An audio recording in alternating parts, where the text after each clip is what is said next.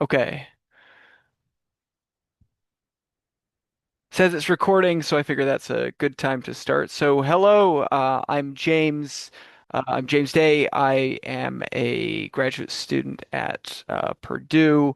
Um, uh, sort of the maybe the traditional long path in ethics bowl. I was an ethics bowler, then I was an assistant coach, then I became a case writer. So I worked with the previous chair of the case writing committee that was Rhiannon Funk.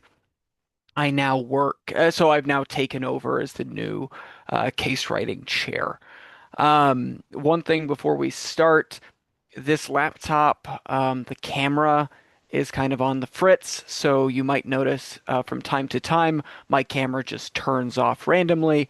I'm not meaning to do it. I actually brought my backup webcam in case it turns off and then plugged it in today to realize that it no longer turned on. So my backup camera has also failed me. So if my screen happens to go black or my camera happens to go black for a second, my apologies, but I'll be trying to maintain video throughout, though, just like that. So, um, the structure for today, what I plan to be doing is sort of talking about case writing in three parts. So, maybe the first part is looking at maybe just like cases themselves. So, or what it means to build a good case and write a good case and to evaluate a good case. The second thing is looking at what makes for good case writers, good case packets, good, I guess you could say, deliverable cases for Ethics Bowl, and then finally at the end talking about maybe how to get involved as well. So the way that case writing works across the way that case writing works actually varies from depending on the competition. So I write and prepare cases for the regional ethics bowl. There's also the national ethics bowl. There's someone prepares cases. Leo Kirby helps prepare cases for the high school ethics bowl. So all of these different competitions will prepare things slightly differently. So for regionals, in my case, regional case writing, it takes place over many months. The majority of the actual writing process takes place over the summer. So in March, sometimes to the middle, maybe end of March, we open up case ideas. So me and other case writers will get together online, open up a Google Doc, and put down case ideas. And we try to get as many of these ideas as possible. Then, starting in April, we begin to select our favorites from it and then begin to write the cases in May, and that lasts typically until August. What's important about regional case writing is it takes place over a very long stretch of time, which is good for either newer case writers, but also good for exploring sort of unorthodox or new styles or types of cases as well. So in some sense, regional case writing is a little, it's maybe sort of the R&D, it's the experimental side of case writing. Nationals, by contrast, are the people who write the national cases. They meet for 1 week in the summer, and then they get together and they start writing cases, and they sort of have the packet done after about a week of work. It's also going to differ in terms of formats. So, in bioethics cases, they're very similar to, let's say, regional and national IEB cases. But in those cases, the questions that would be asked during a competition are actually provided with the cases. In the case of regionals and nationals, we don't do that. Over the course of the panel, I'm going to be talking and speaking to sort of the regional case writing in particular. But this isn't to say that any style of writing cases or editing cases is favorable. Just that I happen to be speaking to the regional case writing portion because that's primarily what I do, and that's the style that I use.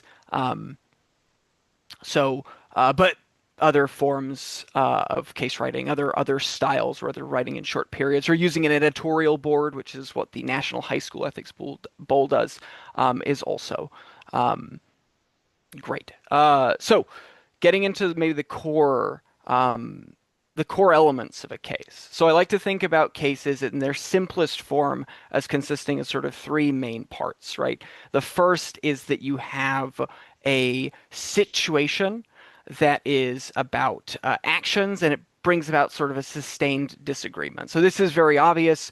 There's a case, literally like a situation bringing out a disagreement. Someone's disagreeing over some kind of action that's been performed. Secondly, there's going to be conflicting intuitions about what should be done in the situation, about or whether what happened in the situation was appropriate or not. And not only does this mean that maybe it's ambiguous what was right or wrong and thus forming a dilemma, but also that interpretation matters, right? So as case writers, we need to pay attention to the fact that someone might interpret the same set of case details differently, which also means that we as case writers need to pay attention to all the different types of facts, or maybe the wealth of facts available when we're like looking at a certain situation or a certain case. Lastly, the kinds of disagreements that maybe a good ethics bowl case is about is something that can't be resolved with an appeal to more evidence. So these are deep normative disagreements. These are not the kinds of cases that you can simply do more research and maybe get a better sense of what's going on and find an answer to it, but rather that given all the facts, no matter how much research you do, there's still a deep disagreement in what we should or shouldn't do. That's, again, maybe a matter of interpretation, or even a matter of maybe how we interpret what is valuable or what is real. I have it written here. So in short, a case is an ambiguous situation regarding an action or a set of actions that leads to a deep disagreement about something normative. So if I had to maybe give a one sentence definition of what a case is, or what a good case is for Ethics Bowl, it would be that. Now, talking about the typical length and structure of cases, so these will be somewhere from 750 words to about 1,500 words. We try to keep these shorter if we can. When you're writing a case, you might want to write and write and write, and you've done a lot of research on it, so you want to keep giving details and keep giving maybe comments or sides of what's going on. But it can be overwhelming to have cases that are too long. So what we try to do as case writers is cut down where we can. So having a rough draft that's very long, very beefy, full of information, full of citations, full of details about the case can be good. You get a very rich sense of what the case is about and what's important to the case. But in the process of revising and reviewing, you're cutting that down more and more and more until you end up with something, again, that's within that 750 to 1,500 range. Somewhere around 1,000, 1,100, I think is the like ideal. Anything past 1.5 pages is way too long. Cases that are too long are kind of overwhelming. They can overwhelm students. And they're just kind of a slog to sit through and read through. And you want to be able to direct a student's attention to certain salient aspects of the case, right? And when you're making cuts, when you're cutting out certain details or certain pieces of the case, because you have to, you're identifying as a case writer what is or what is not salient. For the sake of the deep disagreement that I talked about earlier. So the way that I typically will structure a case, I think a lot of cases are structured in this way. Not that they need to, but this is typically how they're structured. Is you start out, you open with just a presentation of the situation, whether it's fictional or whether it's real. You're telling like a very short story about what's going on. You're trying to sort of connect it to real actions in the world, or even if it's fictional, you're trying to connect it to something, a concrete, a situation that a student can actually envision themselves in. Um, After you do that, you sort of set up the situation. You could then you can move into working out core terms, core ideas. So a lot of explanations when you give a situation, you might need to explain either certain technical information if it's about something that's more complex, like medical procedures or technology. But this can also be an important case to bring out certain concepts, again, that are salient to the case. So if you want to talk about, if you feel the case is about, let's say, environmental ethics, you might want to clarify certain terms that might be used in environmental ethics or frame it in such a way where students become familiarized with a certain way of thinking about the case so they can pull out that disagreement more easily.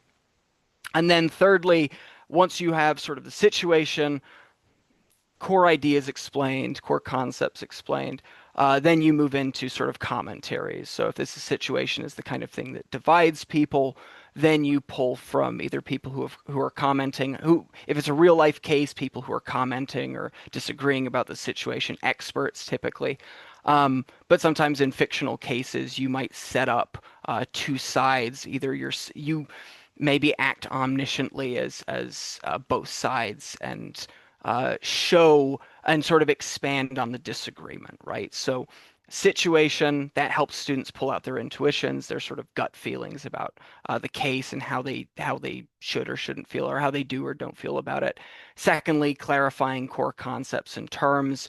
This allows them to put their intuitions, their sort of like gut feelings, the way they're pulled one way or the other, into terms that latch on to maybe relevant and meaningful ethical concepts that are displayed in the case. Then finally, the commentary that can either speak to an intuition on one side or another side. Or it doesn't also necessarily have to be a binary split of like opposed or in agreement with. It can also be like the disagreement can extend into maybe three or four sides. It's rare, but sometimes it happens, and you can have commentary to speak to each of those sides, pulling out again things that might be relevant and things that might motivate the disagreement, and again the deep normative disagreement.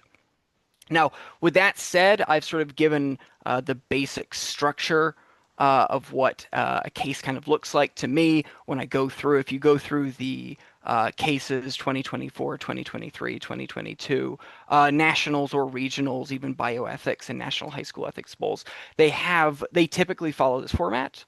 Um, but I never treat these as hard rules, whether it's the length or whether it is the structure. I don't treat these as hard rules. I never try and formalize these as rules because there's something important about having a diversity of voices and perspectives and styles in writing cases. So um, I never treat these as rules, and even when I'm giving advice to case writers, bringing people on to help me write cases for Regional Ethics Bowl, I tell them this is sort of the structure I follow. These are the kinds of things you should shoot for. These are the guidelines. But write a good case first and foremost, right? And that might look different from what I've sort of what I'm prescribing, right? But write a good case first. So, speaking of different styles of cases and why it can be so important to, again, get different like types of writers, and we'll get more into why having different kinds of writers might be relevant. I'm going to pull up um, different kinds of cases and show how they can not just differ in format, but how they can differ in maybe the kinds of dilemmas they pull out and how students might engage with some and not with others. So the first is maybe like technical cases. So cases like these, I have one here. So sending bad signals. These cases, what I like to think of as technical cases, are about there are issues buried in something that's somewhat technical. So in the case of sending bad signals, this has to do with a certain software that gets in that makes decisions about whether people are approved or denied treatment. So one thing is these sometimes have a lot of like citations. Indicating that there's a lot of different like articles you might need to pull from or a lot of different research you might need to pull from. But that's not always the case. So another one here that I really like is car calls the cops, right? So not a very long case. It's nice and short and sweet.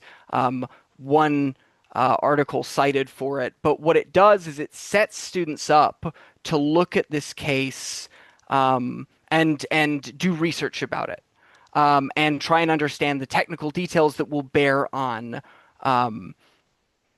maybe this deep normative disagreement. In the case of car calls the cops, this is looking at cars making decisions to call the police in cases of accidents and things like that. And at the ethics bowl, so judging at the ethics bowl, I saw a lot of students who these are like engineering majors who uh, get into the case and they want to discuss the details and they want to discuss the details of the technology because they think they're going to help. To them, that helps clarify where the disagreement is, and it is one way of engaging with the case. So, technical cases like these, which are either we put a lot of research into them, so we provide a lot of details, we provide a lot of like jargon. Sometimes we just define a lot of not just ethical terms, but also technical terms, medical terms. Um, these can be really appealing to students who either know something about the technology or the procedures or the details. Sometimes international affairs cases are also like this. So they're open to doing a lot of research. They're they admit of having a certain complexity that I think some students find really compelling. So having a few of these cases is good, even if they're slightly longer than normal, and even if they're maybe you can imagine the actual ethical portion of the situation and of the commentary at the end is shortened so you can discuss more about again these technical details. But some students really engage with that and like that. So as the person preparing the regional cases, I try to ensure that we have a few cases like these so that students who do well with research, students who do well with um, maybe uncovering and working with empirical evidence rather than normative reasoning, they have something to latch on to and they really engage with these. A different kind of case that I think is really interesting, not all cases are like these. Someone might push back and say that all cases are like this, but cases where students are forced to put value in something. So one case that stands out to me is knowledge. This is a case from 2022, knowledge for the sake of lizard dewlaps. This has to do with scientific funding for doing research on a certain lizard. The question, of course, being should we put funding into this if it doesn't necessarily have an application right away? Cases like these force students to identify where the value is in something, right? So in this, this might be putting the value in knowledge or science, right? But there's also animal ethics cases, environmental ethics cases, cases about art can be really good in forcing students to find where the value is in find the value in certain maybe sort of find the value. Sorry. Find the value in things, I think, just generally. Another case I think is interesting is there was a case, Are Sports Dope? This was a case about doping in sports. This to me struck me as another case that students had to find where the value was in sports and what made sports valuable. So um, this is another case I try to look for when I'm assembling the packet. I try to find cases that force students to take something where it's ambiguous, either why it's valuable or how valuable it is, and force them to make a decision about that. And even if students don't do that, even if students don't explicitly put value in something when they're giving the presentation, sorry, well, yeah, giving their presentation, their position at a competition, they're still either going to be pressed on it or they're going to have to confront issues that come out of putting value in or not putting value in something. The last one, especially given that um, many cases present a real life situation, again discuss these concepts and give real life commentary, right, on what people think about this case, what experts or commentators think about this. Um, oh, so sorry. South Texas. I'll read your comment in just a second. Um, the last kind of case that I think is helpful and important is uh, short story cases. So in 2022, oh, there's our sports dope. In 2022, um, there was a case called Granola Mom is Nuts, right? Which was not a, let's say, a situation, an actual like case in the news. This was a writer telling a fictional story about a relatively mundane situation, right? Um, but in this case, it's able to pull out a deep disagreement without necessarily having to rely on any evidence whatsoever. So nothing is cited in this case because really it's just a story. Similarly, um, there's one from 2023. This is Pizza Party Picadillo, which is again similar. This is not a real story. This is a fictional short story. Again, these cases are nice as well because they're typically somewhat short. Um, these sort of short stories are good intuition pumps. They help bring out ideas about a deep disagreement without having to anchor it in actual real cases that, let's say, experts disagree on as well. So I don't see a lot of these. I don't know if we don't have any for this year. Um, but I do like to see these every now and again, these short story cases, because in a way, having short stories like these and having cases that are mundane, as typically a lot of these are, maybe bringing the stakes down in a sense, makes it easier for students to connect with it. And I think a lot of students engage with it a lot more because of that. It feels a little more close to home.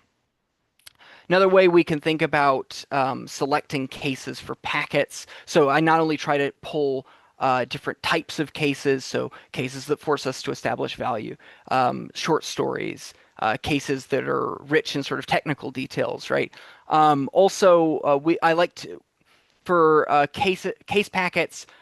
I want a variety of themes. So bioethics is something I try to get in every bioethics is something that both myself and the Funks would try and get in every packet. Animal ethics is something try to get in every packet. Environmental ethics, tech ethics, media ethics, international cases.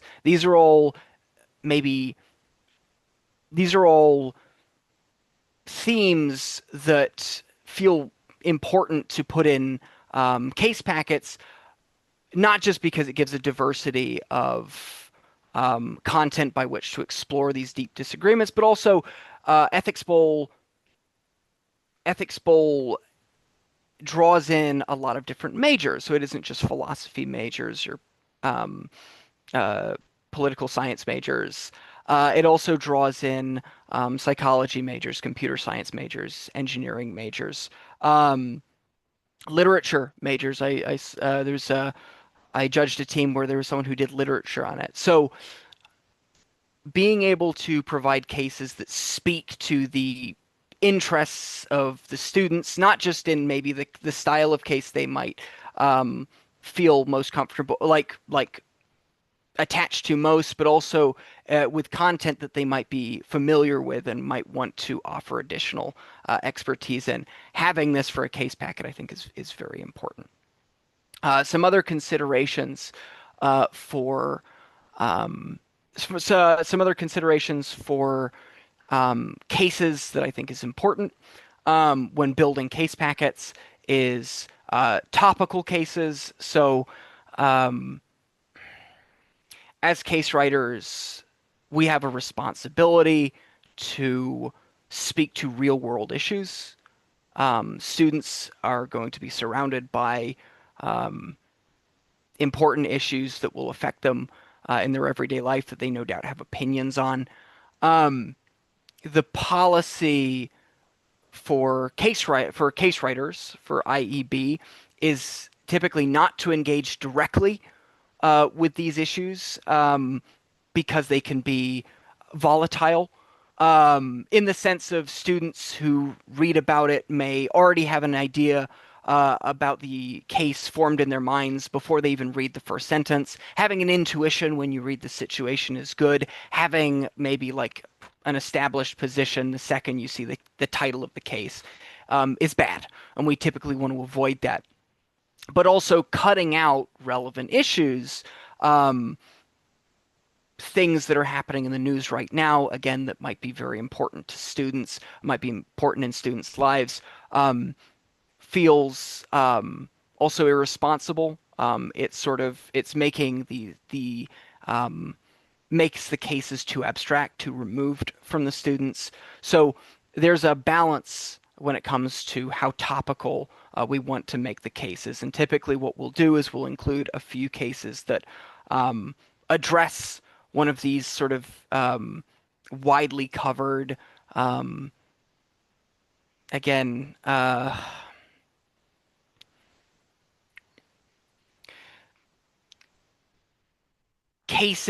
we try to aim to have a few cases that do try and address um, U.S. issues, sometimes that would bear specifically on students, on institutions, or on certain identities, let's say. We try to have these in our case packets, but be extra careful about how we address the topics within them. And sometimes one trick we can use is to discuss something that's related to the issue, but not the issue itself. One topic that we are I sorry, I'm pausing. Um, I have an important case pulled up that does exactly this. So there was a case in 2021. Let me share my screen again for you. There was a case in 2021 about Black Lives Matter. This was a very important case to have on our case packet. The Funks felt it was important to have this case on the packet. Um, but finding a way to discuss this without it becoming too charged um, is tricky. So the case writer for this had to work hard to sort of pull away best they could from maybe the the rhetoric you might hear on the news about this, and instead talk about this in a more abstract and ethical way, or an abstract and maybe philosophical way. Um, Sorry, I'm going to address the comment here from South Texas College.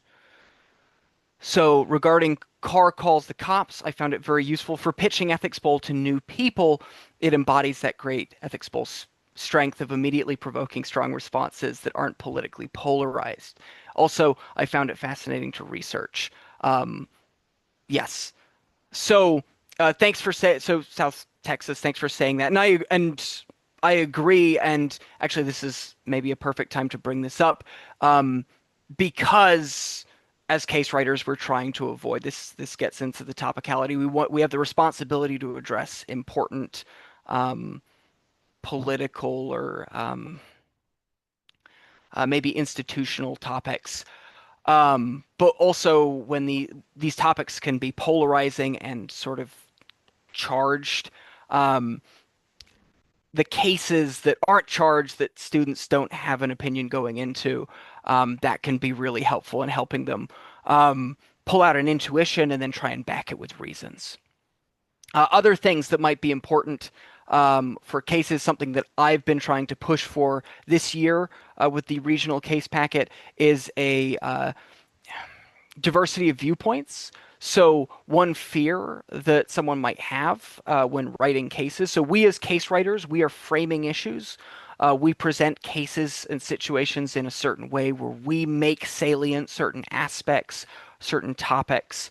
Um, so what I like as um, the assembler of the case packet and the chair of the case writing committee is pulling together a bunch of different writers who come from different backgrounds, who aren't just in academia, let's say, but have certain professional roles as well, so that cases can be framed in different ways. Having a diversity of not just situations, but how situations are presented, I think is very helpful for students and keeps Ethics Bowl from being a philosophy bowl. My background is in philosophy. I'm inclined to write a case like maybe a philosopher, an ethicist would write a case. Um, but having people who can frame a case like an executive or a lawyer would frame a case, or a medical professional would frame a case, can be important, again, from there being a kind of consistency to cases that I think would be hurtful, that would be negative, that would actually push some students out of Ethics Bowl. Um, so maybe just to speak a little bit more on diversity, when building a good case packet, what I've seen in the past as a case writer, but now assembling the cases, what seems to be best when building good case packets is more writers, more reviewers. The amount of voices in the Ethics Bowl keeps it fresh, keeps it engaging, and keeps it accessible to a number of different students. One of the benefits of having a lot of writers and a lot of people reviewing as well, we have our writers also review each other's cases. One benefit to having so many writers and so many reviewers is of different, again, academics, professionals, lawyers. One benefit to having all these different writers is that cases are framed in different ways and jargon is cut out. As an academic, I might not understand certain maybe management or tech or medical lingo, but same for philosophical language that I might be inclined to use as well. So the best way to build a good case packet, if I could sort of simplify it, is to have lots of writers and have lots of reviewers. And to me, the bigger that number is, the better. Too many, I think, could be a problem. I don't think we've ever run into a case where there is too many. Maybe 2023, we had like 9 or 10 writers. Um, but for the most part, having more writers is better. And I'm always encouraging more people to come and write for the Regional Ethics Bowl. For getting involved in case writing, if anyone's interested in getting involved, I suggest a Regional Ethics Bowl as the place to get started, um, because the length of time that we take to write our cases is so long, and because it's a little more free form in how we go about writing the cases, so there's a little more leeway in when a case is written, when it's reviewed, when it's rewritten and revised. That's sometimes a good starting point, a good introductory point for people who are interested in writing. The process that I use, and I'll go through it very quickly here, the process that I use is starting at the end of March or maybe the middle and the end of March. I'll open up a Google Doc so I can actually show this is from 2023, though I'm only going to show one case on it because case ideas from it might be used some other time. So here is the Google Doc set up for 2023. So this is a case that was actually published. Is Watney worth it? But you can see in the case that it really is very short. So this is how we start the writing process is maybe we read an article, we find something that seems interesting, compelling.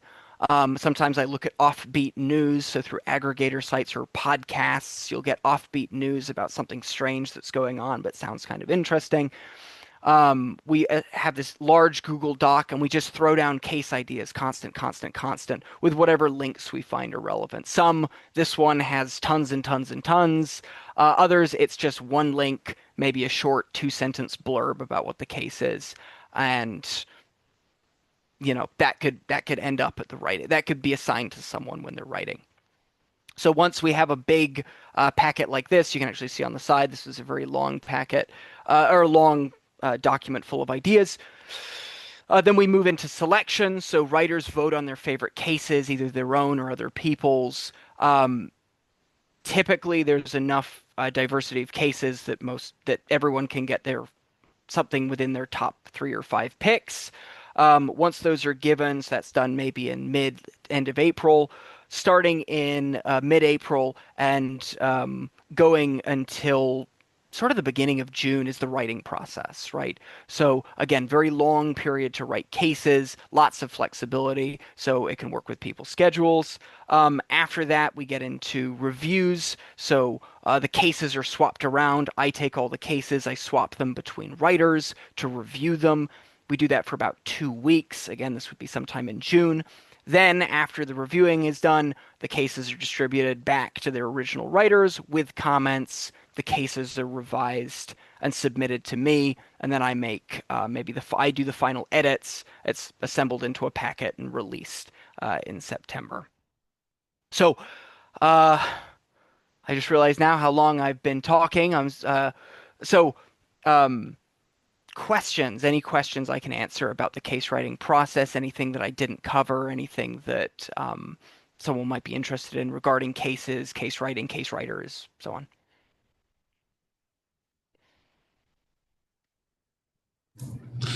Well, I guess just like how like officially would we link up with this process? Great question. Thanks for asking.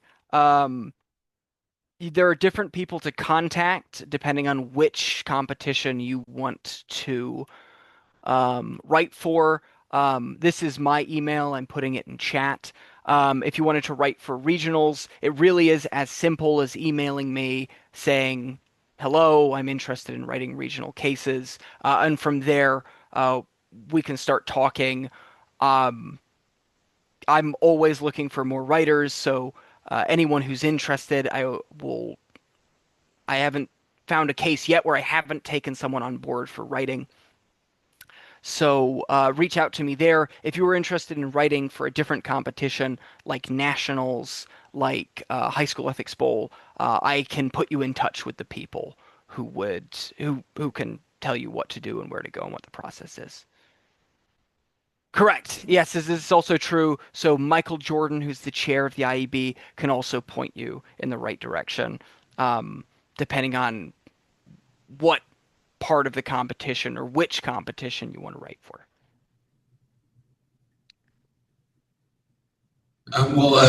Sorry, if no one else has another question, I'm so curious because like I don't know, you look in the news, right, in like journalism nowadays, and people are like, there's a politician who literally believes in the ancient miasma theory of disease, and the journalists are the reporting on it like all like yes, this is not true, but they're not acting like, oh, this is crazy, you know what I mean? And so I was just wondering, like, is that the spirit?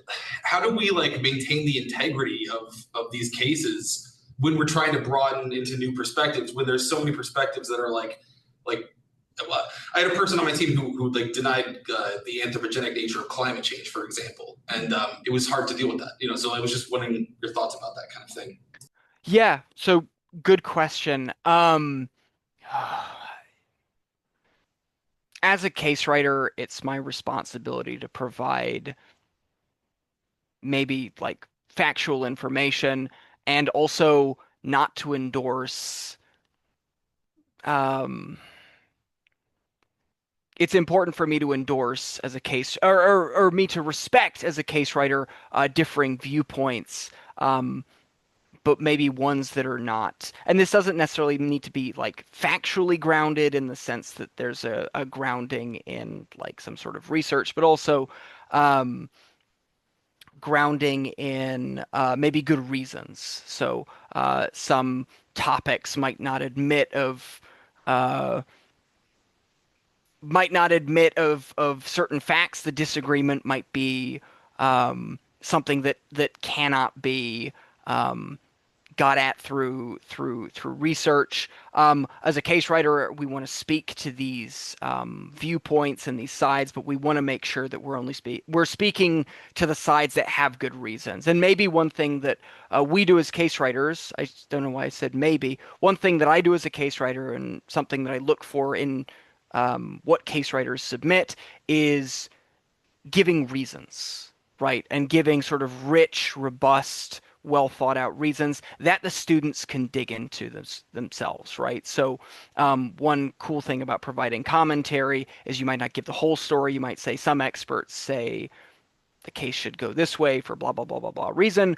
I mean, you give a citation and you give that citation to encourage those students to go and check for and do the research and check those reasons themselves and see if they're valid. Um, Colleen. Yeah, I was wondering, I don't want to call it a bias, but I can't think of another name, a word. But there's a clear modern contemporary day topic bias. I was just thinking about how I never have seen like a lot of historical cases that I wonder if anybody's ever thought about. I mean, I think like the Credo could be its own ethics ball case, Oh, you know, to some extent. Has anybody ever thought about just pulling from like dilemmas throughout history? I so think that'd be good to like put students in like the perspective of people who lived in a different time and how our views might have changed. yeah, I don't think I've seen historic like cases like from history just sort of in isolation being discussed. Um,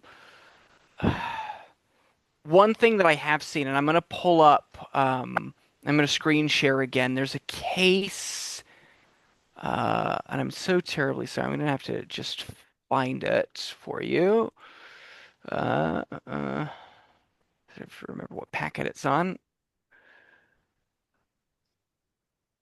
There's a case called Justice Delayed, Justice Denied, which is about, in some part, the Emmett Till, Mhm. which is a historical Yes. case, and it's a very important case. But what that case does is it's talking about the Emmett Till case in a way that modernizes it. So it's looking at someone that was involved with it now and the punishments that they're facing now.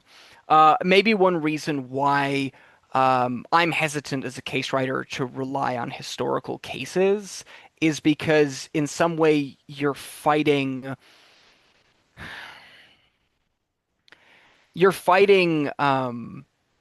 opinions about these cases that have maybe developed and settled over decades, centuries, the credo, millennia, potentially, right? It's a rich discussion, um, but it could be that there's sort of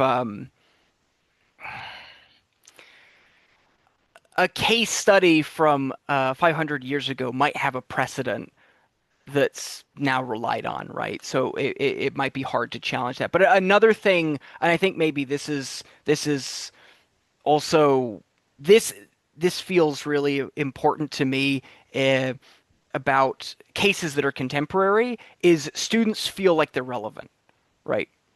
So the interesting thing about, let's say, um, a case about BlackRock, right, is that's a company right now that is doing things right now, and the students are developing a position on it, an opinion on it, that's relevant to the world that they're seeing now.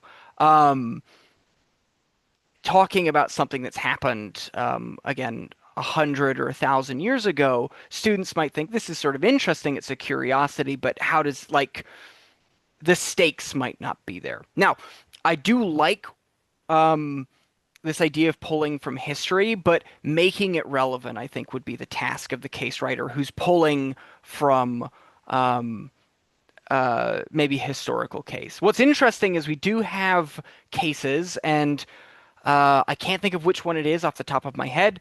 Um, we do have cases that will present a modern day situation and then refer to a dilemma that happened in the past. I think Plato has come up in the past. I need to check which case, right? Um, in the sense of looking at an issue and saying this has been a problem for people as far back as the ancient Greeks, right? But finding a way to sort of modernize these historical dilemmas would be what I would want to do, and I would be hesitant to endorse a strictly historical case, simply because I feel like the stakes wouldn't be there for students. And also, again, there might be a set precedent on this is how we interpret this event. But actually, speaking to South Texas College, a strategic bombing case would be super interesting. But I think it would be interesting in making it relevant now, right? Do we still employ these same sort of tactics now? I was also thinking that, like, just something that, I don't know, something like the atomic bombing of Japan or something like that, right? Like that would just, I mean, that would spark a lot of discussions that would be relevant today, even though you could have a perfectly competent discussion just about that event, like, and the logic of the time, right? But anyway, I don't know. I'm just thinking a lot. As the coach for West Point, I can tell you that all of our students are thinking deeply about nuclear bomb all the time. Which which is important. And I mean, maybe in a way, what you're saying now speaks to the importance of like um, anchoring these cases in the now. Um, I'm very happy that your students are thinking about the nuclear bomb right now because it's still, the problem, let's say, hasn't gone away. It hasn't been resolved, right? Um, this is a historical problem that is sort of bleeding into the present or continuing into the present. Yeah, I think he's probably too old to do it now, but Michael Walzer would have probably made a very good case writer. He was the author of Just and Unjust Wars. I don't want to just drop Walzer's name, but he uses so many historical contemporary sources for that. I would love or would have loved to have him. Um, Alexander, I saw your hand go up there.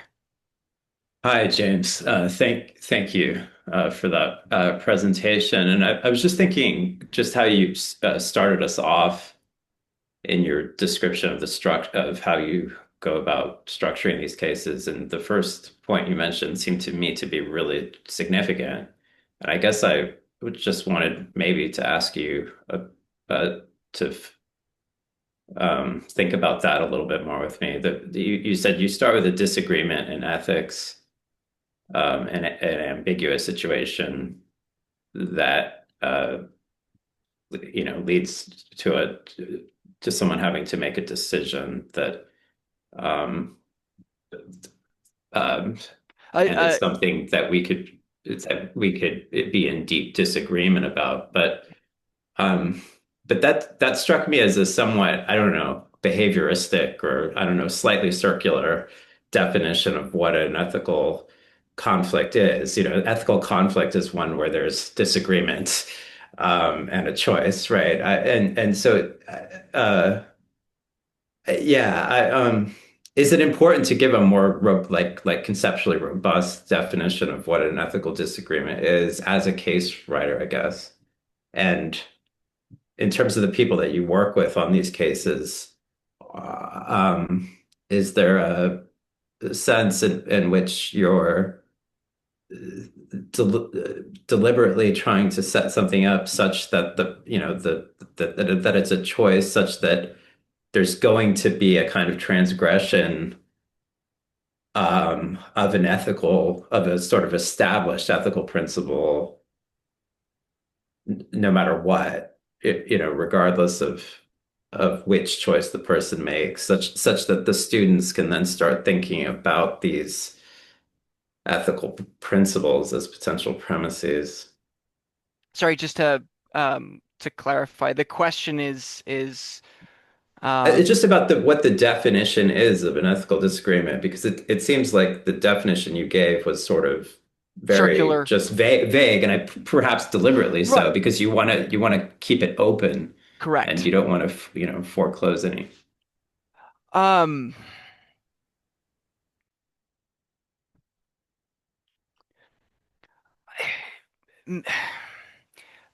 Part of maybe why I one reason I might hesitate to clarify what I mean by ethical um, might be coming out of a hesitation to frame things in a certain maybe like a certain academic way, right?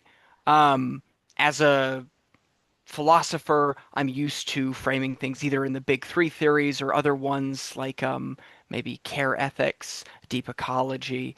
Um, Having Yeah,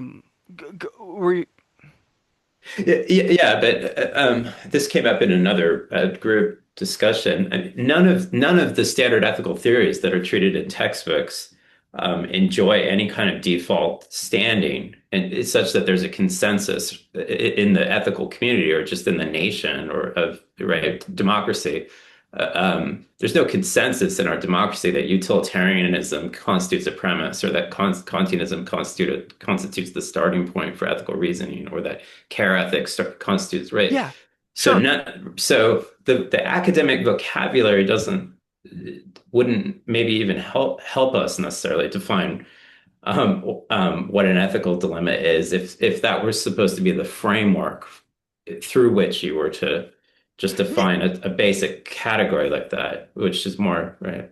Yes, Yeah, precisely, yeah. right. It's which is why I'm opting for open language about it. I think what I want the starting point to be for a case is an intuition, a situation that pulls about an intuition, how someone, the gut feeling they have, right? Whether that's a feeling or whether that's um, a moral intuition, right? Which might not, I don't know, might not admit of a certain kind of reasoning or a certain kind of theory or a certain kind of framework. Am I understanding the question? I might be missing the question more, but No, I was just I've always been curious about the case writing process because I've judged at Ethics Bowls events for over a number of years, and I've always been curious who's behind the writing of these. So that's why I'm attending this session. But I was just curious if in general you and your colleagues start with a more robust definition, I guess, of what an ethical problem is, I guess. But it sounds like no, you we don't, don't. and you Yeah, yeah, okay, yeah. we don't. We try and leave it more open. And maybe this also speaks to how these cases are put together in packets. Um, Having a lot of ideas, let's say on a Google Doc and going through them, and then giving writers freedom to interpret when they're assigned the case.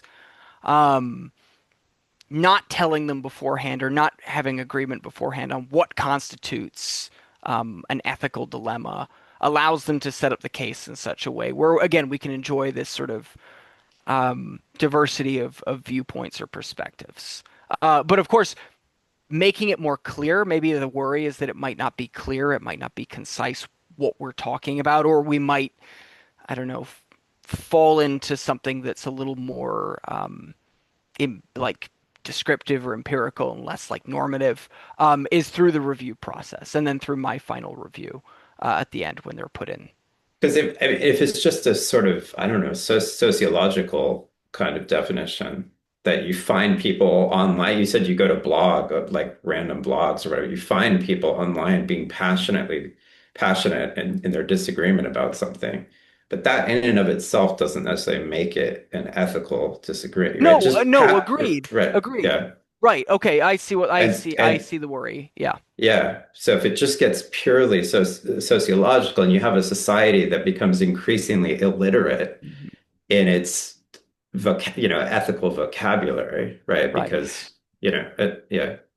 I think this is why the deep disagreement part is important. Maybe that's what we're and deep disagreement, that being So a I was wondering kind. what the word deep meant, I guess. Right. So a disagreement that cannot be resolved with an appeal to a certain kind of empirical evidence, but also if you think about a Wittgensteinian kind of, I hate to pull out jargon, but like a Wittgensteinian deep disagreement is a disagreement about what a term means, that is where the term in some way how it's defined is foundational to how a person thinks about the world, right? So it's the kind of thing that we disagree about that we're inclined to disagree about it because without it, our worldview sort of falls apart and shatters, right? And then going through the reasons and finding what is better or worse, and then um, that strikes me as what makes a good ethics bowl case, is deep disagreement that has to do with how we perceive the world. Again, that sounds kind of psychological, maybe, but um, having to do with things that we can't resolve just by appealing to evidence.